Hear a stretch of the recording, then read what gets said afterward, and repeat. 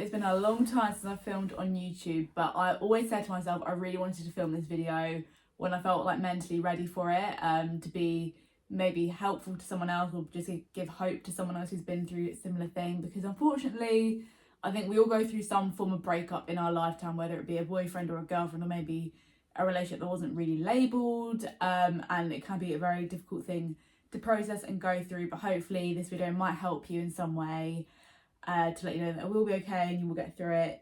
So yeah, if you are in that process at the moment, like, my heart goes out to you because I know it really hurts. A couple of things you may notice: oh, this room looks a bit different. That is because it is very different. This is my bedroom. I've filmed this room probably for the past, how long have I been on YouTube for? I think I started filming videos in 2015, so I've been filming this room for 9 years, but it looks very different now. I said all the walls got painted, new furniture, so this bed's new. And so there is a photo. I'm sat in a very weird position because there's loads of photos on this wall, and I don't know if people want to be on YouTube, so that's why I kind of stuck myself in the corner.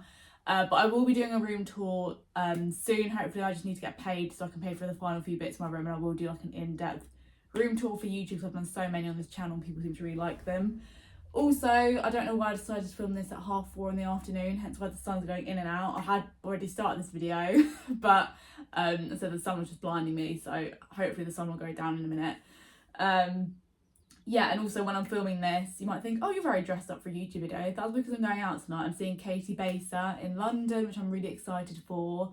So yeah, I don't dress like this all the time for YouTube videos, as you probably know if you've watched me before. But you can follow me on TikTok or Instagram to see any content from that concert. And also, very importantly, when I'm filming this video, the Tortured Poets department has just come out as Taylor Swift's new album. So I feel like my head is a little bit filled with that, so that's probably why I'm a bit overexcited today. But as I said, back to the topic, I am going to talk about how to heal from your first heartbreak. Just sort of a little bit of background. I broke up with my ex-boyfriend in May 2023, so nearly a year ago now. I'm filming this. It was very difficult, and I think I was watching so many YouTube videos and TikTok, Instagram videos at the time about breakups, and I just feel like there was just not enough about being the person that broke up with someone else. I think a lot of people just assume the person who's been broken up with feels all the pain, and the other person doesn't really care, which I really don't think is true. I think sometimes it can be harder to be the person doing the dumping because you feel more guilt. Obviously every breakup is so different. I said the relationship I was in was quite short term. I was with him, we were officially boyfriend and girlfriend for nearly 6 months. So you might be thinking, what am I talking about? But I said I'm just going to draw on experience that I have, and I also want to validate that as well, that even if relationships are short, they can still mean so much to you, and it can still really hurt when they end. So yeah, please like and subscribe if you like this video. Again, sorry about the lighting, but we're just going to power through, So yeah, I'm going to start with sort of the beginning stages of a breakup. As I was one that made that decision. I won't go into the details too much because obviously there's 2 people in that situation. I highly doubt he's watching this video, but it wasn't a breakup where anyone did anything wrong. We were just on 2 different pages about something quite important. So I made the decision that I wanted to end it because I just wasn't sure about the relationship, and I feel like if you're in a relationship, it's not fair on that person if you're not sure, and it's also not fair on yourself if you're unsure. So yeah, that's kind of how it ended. And from that point onwards, I said on the day, I was we need to go no contact for a few months. Yeah, I think that's what I said. And since that day we have not spoken, and I think as hard as it is to go cold turkey, I think it's so important just to give yourself, both of you, give yourself space to process the situation and to not be in a weird kind of limbo of what are we. So that even though we ended on pretty good terms, I feel even at the time he said if I saw you in public I would say hello, sort of thing, and even now I still feel that way. I think if you end on those sort of terms, it's really important to just give yourself space and to detach the romantic feelings. So definitely go no contact. That doesn't mean you have to block them. It might be controversial advice, but I've not blocked him, or some people I've dated in the past. It's just, you don't always have to block people, but I think because I set that boundary very clearly that I didn't want to speak to him, he's respected that, and it's just made a world of difference. As I said, it stops the back and forth, and I think it speeds up the healing if you're not talking to someone about that very like raw situation.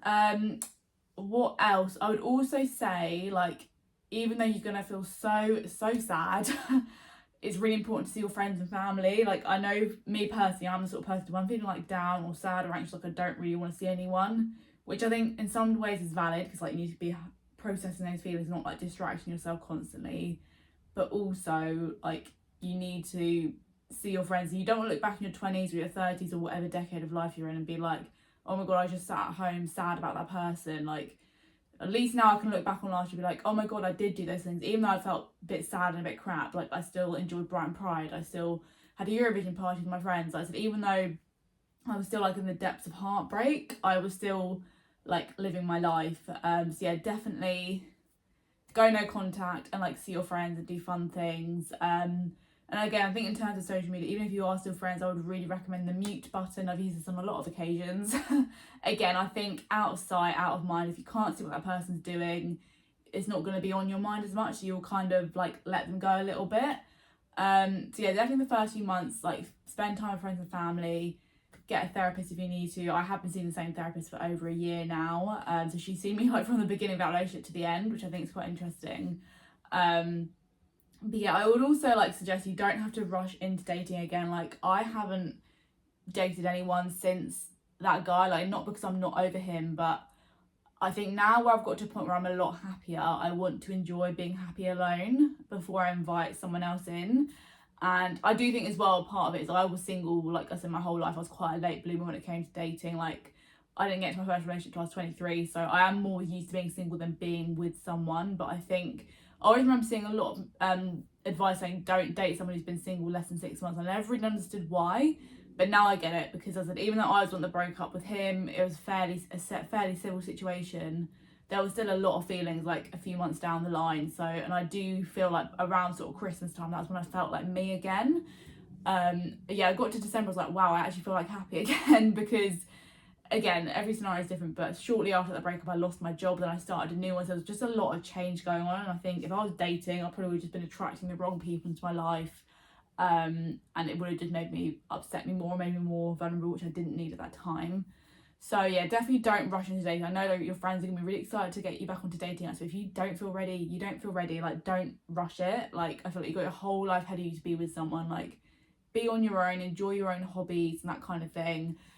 Which kind of leads me nice onto the next point. I feel like weekends were the hardest when I first broke up with my ex. I think if you're in a relationship, you normally see them like every weekend or maybe every other weekend. And at that time, a lot of my friends were in relationships as well. So again, they were seeing their partners on weekends and I was just like, I've literally got nothing to do. But I started swimming, and I think swimming is a great hobby because it gets you out the house, it's good for your body, and you're still kind of like interacting with people at the swimming bar, or there might be like a little cafe you can sit in after swimming. And it takes a good chunk out of my morning, which is kind of what you need, because you don't want to be sat at home like doing nothing all the time. So yeah, I would really recommend swimming. If there's places you want to visit you never been to, do that. Like, you don't have to be with someone to experience fun things. So yeah, definitely find yourself a hobby. I know it's really cliche advice, but it does help. And also, I think in terms of your own social media, like, you don't need to share everything you're feeling straight away. I think I learned that the hard way. Obviously, I know TikTok and Instagram and even YouTube can be such like nice outlets because there's always someone else in your position. But also, I think sometimes it can get taken the wrong way, or not everyone needs to see your most like vulnerable, raw moments. So yeah, as I said, it's completely valid if you do want to share that, but I think just be careful of what you are sharing, especially.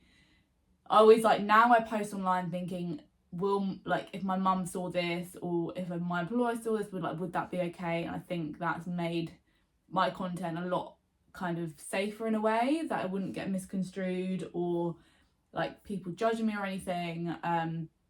So yes, I actually remember after the breakup I didn't post anything for like a whole week, which, if you know me, that's a long time for me to go without posting, and I'm so glad I did that, because it just stopped anything too emotional getting out there, you know. So yeah, definitely protect your little head and your heart, and just don't blast everything on social media, because it's not always needed. Yeah, how else did I get through this breakup? As I said, I think you've just got to like go easy on yourself as well. Like, you will find as time goes on, there will be gaps in between the times you cry, but then you might go like 2 months and feel okay, then all of a sudden something really hurts and you just start crying again, like, oh my god, this happened like 2 months ago, why am I still sad? But my therapist actually said there's an analogy about grief, where grief is almost like a box, there's like a ball in a box with a button, and the button is like your pain button.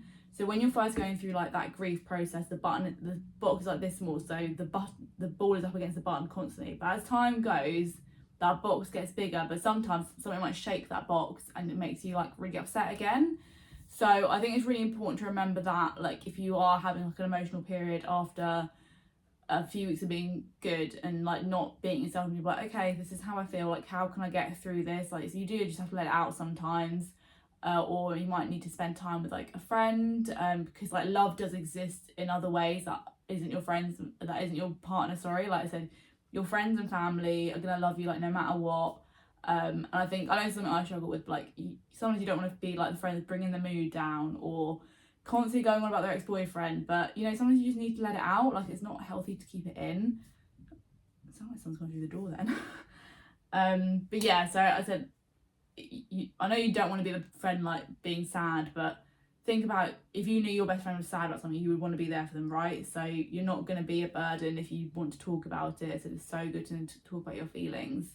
I really should have made a plan for this video, but I didn't. Hello. Also, furry friends are a very good help, aren't they? I mean, I take him out for a walk every day anyway, but yeah, this dog has helped me through a lot. Like, he always gives me a cuddle in the evening, and I think that helps as well. Like, sometimes you just like need a cuddle, and that's what dogs and cats and other furry friends are good for, because they will definitely love you no matter what. So yeah, I feel like I had more to say, but there were 2 videos I watched in particular that did really help me. One was from Steph Elswood, who's quite a big like influencer. She made it like 3 or 4 years ago, but again, because she was the person who did the breaking up with, it really helped me. And there was another, I can't remember who made it, but there was another video from the girl about a similar thing. But yeah, I think if you're the person who did the breaking ups, my advice would be, even if you are grieving and feeling sad, like, you've got to remember like why you did it. You have to like remind yourself constantly, and you might, especially in the like first few months, you might constantly remember the good times, be like, oh, maybe I made a mistake, maybe it could have worked. But your brain is very clever, like, it will remember the good stuff because that was more important to you. So you always have to counteract the good memories with bad ones, or good memories like the reasons why you made that decision to end it. And eventually, again, over time, like, you become more logical rather than emotional. Like, I remember my therapist saying you can't use logic to reason with your emotions. That's why in the first few like weeks you just feel really irrational because so you've got all these emotions flying about. But yeah, as I said, I think you've got to, I think it's also okay to know you can look back at a relationship with fond memories, but no, it wasn't right for you either. Again, that takes time to come to that conclusion. As I said, I think it's like normal to want to go back at times, but again, you've got to remember, like, I ended this for a reason, and if I go back, will things have changed? Probably not. I actually remember reading a statistic, because I was just really struggling with this at the time, and it said 40% of people marry their first love, but only 4% are successful if they ever break up and get back together. So that's a sign not to get back with your ex. I don't know what is, but so yeah, I think if you do want to explore that avenue of getting back with an ex-partner, maybe think, has anything actually changed, or am I just like romanticizing the idea of having like an on and off love story like Dexter and oh my god, what was her name in One Day? Not Rose, I'm thinking of Love Rosie. Dexter and Emma, that's who I was thinking of. But yeah, because I feel like not everything works out that way. Hopefully it doesn't as well, because like, I don't really want to spoil it. I don't want to get hit by a car or a bus. But yeah, hopefully this video was helpful. As I said, I know there wasn't much in the sense of if you were the person breaking up with them, but I think if you are in that situation, you've got to be very clear about why you're breaking up with them and allow them to ask questions if they want to. And again, I think the 3 things that helped me the most was no contact. Yes, Stan. No contact, spending time with friends and family, and to be honest, therapy really helped me a lot. It's helped me a lot throughout my whole life. But yeah, definitely those 3 things were the winners. And so there's so much breakup content on YouTube and Instagram and TikTok, but you've got to find things that work for you, and just know the sadness will pass. I said, I wish Kira could, from a year ago, could like see herself now and be like, wow, things have changed. So this bedroom has changed, I don't drink alcohol anymore, I've changed jobs. Like, I would not have believed that all like this time last year. And like my driving's getting better as well. So yeah, as I said, like, I promise you things really do get easier. And I think something that's really important to remember as well is that you lived such a happy life without them before, you can be that happy again without them. Again, I know in the moment when you're grieving them, you think, oh my god, how am I going to get over this? But I actually, in the first few months, I remember I went through all my old pictures like before I met that guy, and just saw all the happy memories, and like, oh my god, I can achieve that again. And also another thing which is really important, has helped me and a friend recently, is listening to nostalgic music. My therapist actually recommended me do this and like watch like childhood films or like teenage programs and stuff, because that nostalgia like unlocks something in your brain that kind of makes you feel happy, because it's something familiar and something that made you happy at the time. It just, I guess it does distract you from the pain you're going through. So yeah, definitely get those One Directions. I remember I went through like a phase of a couple of weeks where I listened to like every One Direction album in a row. And it did really help. It just like made my commute like to and from work a bit happier, and I wasn't constantly thinking about them. And yeah, as I said, little things like that do help, and you will get through it. And maybe in time you'll meet someone who is more right for you. As I said, I'm not dating at the moment, it's just not a priority for me.